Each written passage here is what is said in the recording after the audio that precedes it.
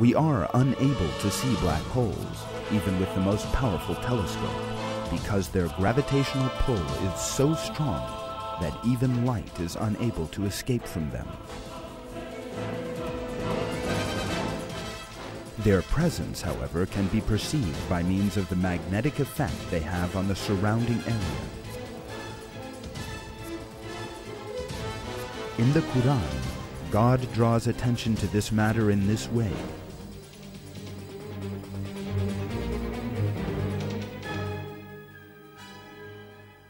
And I swear by the stars' positions, and that is a mighty oath, if you only knew. All stars with large masses set up gravitational fields in space. A black hole constantly increases its density, and thus gravitational attraction, by drawing everything around it, or that passes by it, into itself. In this sense, it resembles a hole in space into which everything around it is pulled.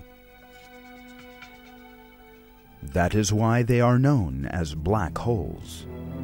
This information about stars in the Qur'an is also remarkable.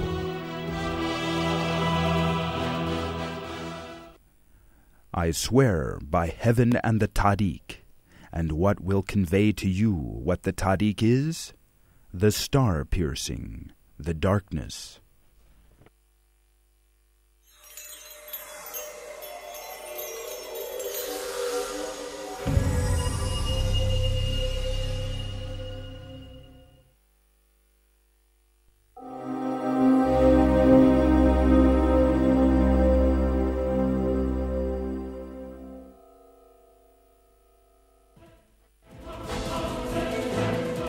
Electricity. It is one of the greatest discoveries in the history of the world. It lights almost the entire world by means of bulbs. In fact, this great discovery was noted in verses of the Qur'an 14 centuries ago.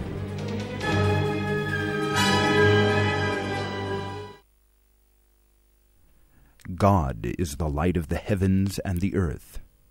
The metaphor of his light is that of a niche in which is a lamp, the lamp inside a glass, the glass like a brilliant star, lit from a blessed tree, an olive, neither of the east nor of the west. Its oil all but giving off light, even if no fire touches it. Light upon light. God guides to his light whoever he wills, and God makes metaphors for mankind, and God has knowledge of all things.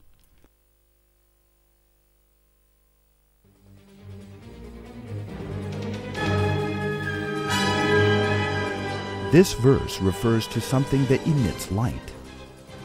It appears that this body miraculously refers to the light bulbs used almost everywhere on earth in the present day. A bulb is a body which shines like a star and emits light inside glass, and that is in full conformity with the description in the verse.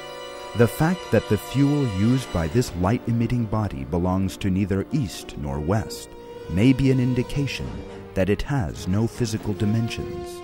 Electricity, the fuel of the light bulb, indeed is not in material dimension, but in an energy dimension. Unlike oil lamps and gas lamps, light bulbs burn without fire, in line with the description supplied in the verse. In light of all this information, it may be inferred that this verse is referring to the light bulb, a most important invention. God knows best.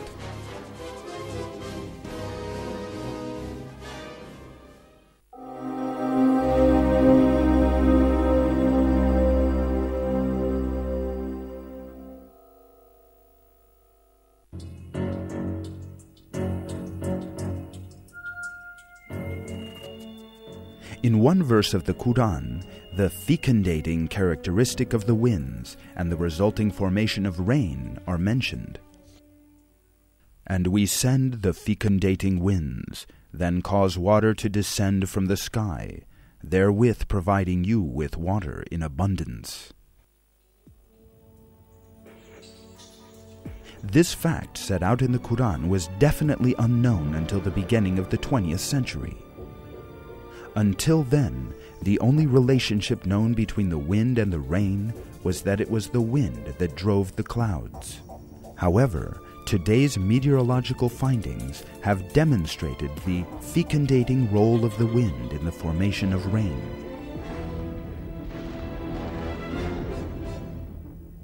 According to these findings, on the surface of oceans and seas, a large number of air bubbles form because of the water's foaming action.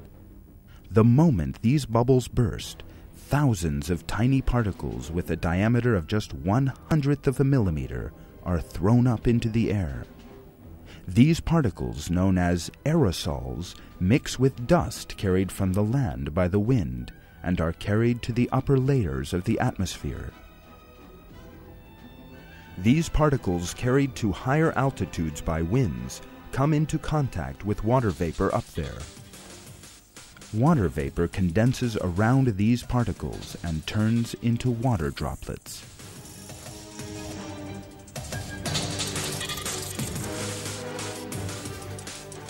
These water droplets first come together and form clouds, and then fall to the earth in the form of rain. In short, the formation of rain comes when winds fecundate the clouds with the aerosols, in just the same way it was revealed in the Qur'an, at a time when people knew next to nothing about natural phenomena.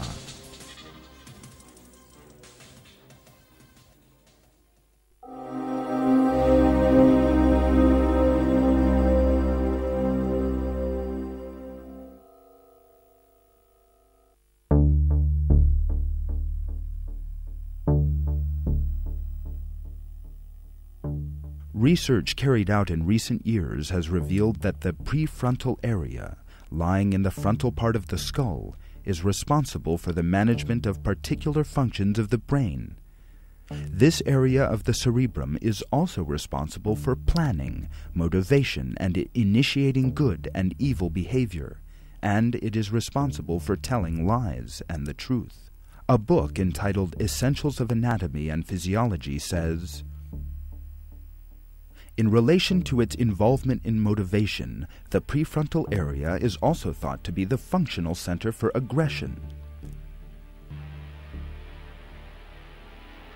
Parallel information to these scientific facts discovered by scientists in the last 60 years was also imparted in the Qur'an 14 centuries ago. No, indeed, if he does not stop, we will grab him by the forelock, a lying, sinful forelock.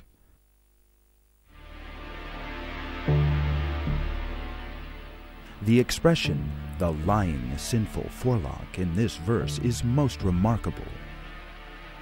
This demonstrates a close parallel to the activities carried out in the front part of the brain.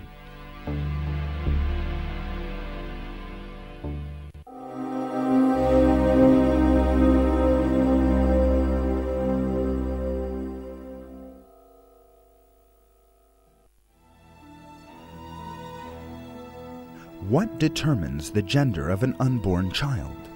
According to the Qur'an, the answer lies in its father. Masculinity or femininity is created out of a drop of semen which has been ejected. Gender is determined by the sperm cells from the male, and that the female has no role in this process. The verses that tell us this read, He has created both sexes, male and female, from a drop of semen which has been ejected. Wasn't he a drop of ejaculated sperm, then an embryo which he created and shaped, making from it both sexes, male and female?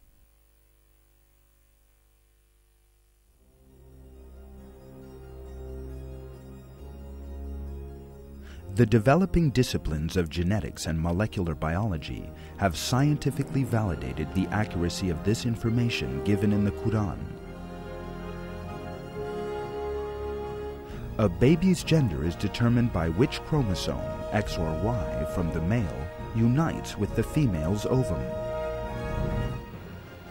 None of